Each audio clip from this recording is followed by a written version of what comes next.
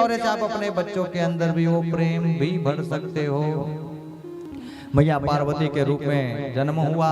भगवान शंकर को सती का शरीर त्याग इसलिए करना पड़ा क्योंकि उन्होंने अपने पति का आदेश नहीं माना, और दूसरा कारण यह था कि क्योंकि उन्होंने अपने पति का आदेश दो बार नहीं माना।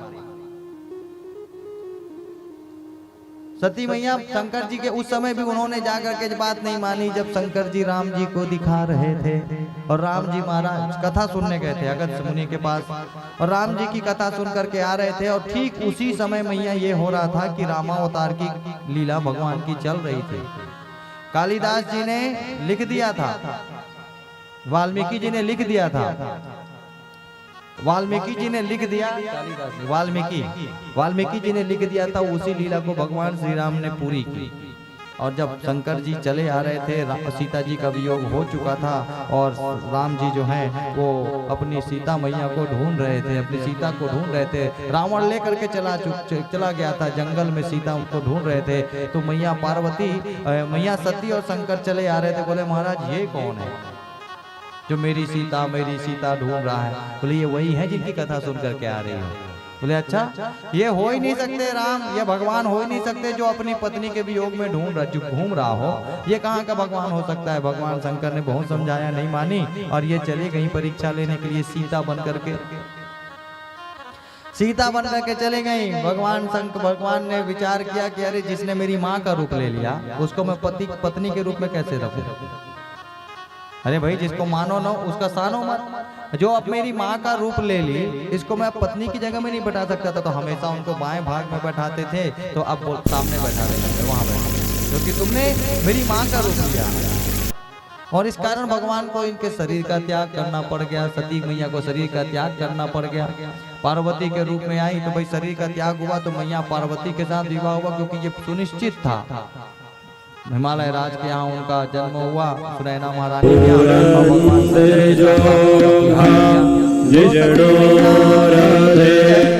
इसीलिए सती चरित्र का निचोड़ है कि कुछ भी करो अपने पति के आदेश का पालन करना चाहिए।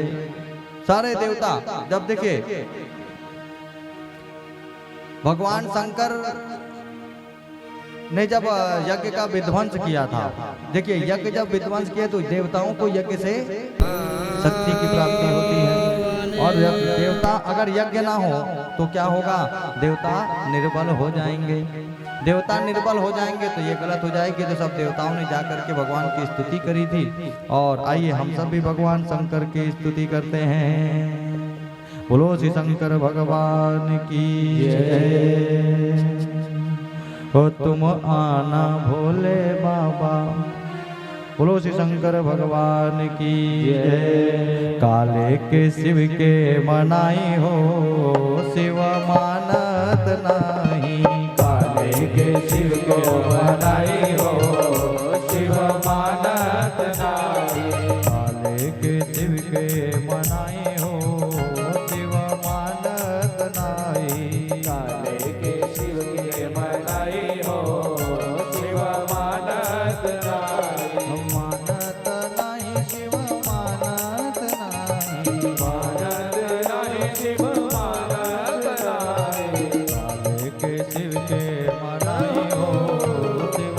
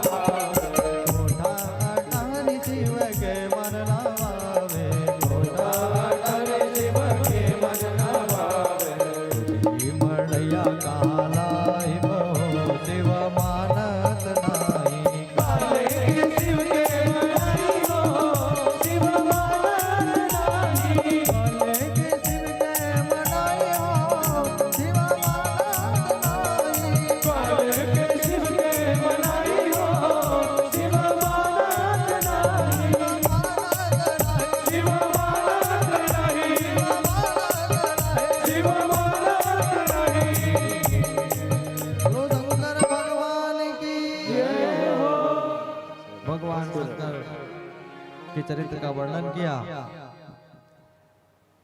शुकाचार्य जी महाराज वर्णन करते हैं, पुत्रियों के बारे में बताएं। अब पुत्रों के बारे में बता रहे हैं। प्रिया बताओ उत्तानपाद जी महाराज। अच्छा, उत्तानपाद कौन है?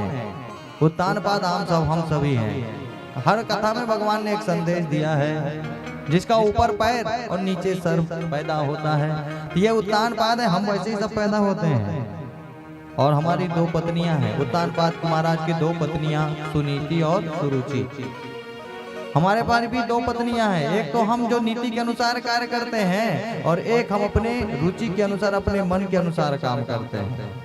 एक बुद्धि से और एक मन से।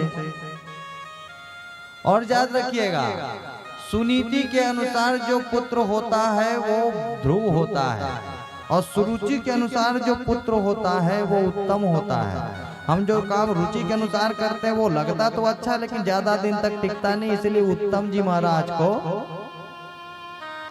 गंधर्वों ने मार दिया, ज्यादा दिन रहे नहीं। और ध्रुव जी महाराज देखिए, इन्होंने क्या किया। उत्तानपाद जी महाराज अपनी सुंदर सी पत्नी सुनीति को रखे, उनके साथ थी, और सुरुचि को लेकर के आ गए। दो बालक, एक उत्तम और एक ध्रुव जी महाराज। ध्रुव जी महाराज के लिए, एक के लिए तो बढ़िया, एक के लिए सनरस व्यंजन दासियां बना करके लाती हैं, और एक के लिए जौ भर रोटी मुश्किल से मिलने पाती हैं। सुरुचि को के चक्कर में ना, सुरुचि के चक्कर में सुनीति को निकाल दिया घर से बाहर, और जंगल में पर्ण कुटी बना करके रहने लगे। ध्रुव जी महाराज 5 साल के हैं, बढ़िया आनंद से अपनी माता जी के साथ रहते हैं। और एक दिन चले गए वहाँ, कहाँ? महल में गए तो मैया सुरुचि जो है अपने बेटे उत्तम के साथ वहाँ पे थी। तो उत्तम को उत्तानपाद जी गोद में बैठाए हुए थे। ध्रुव जी महाराज वहाँ पर पहुँचे, और जब उन्होंने देखा कि मेरा पुत्र ध्रुव आया है तो गोद में बैठा लिया।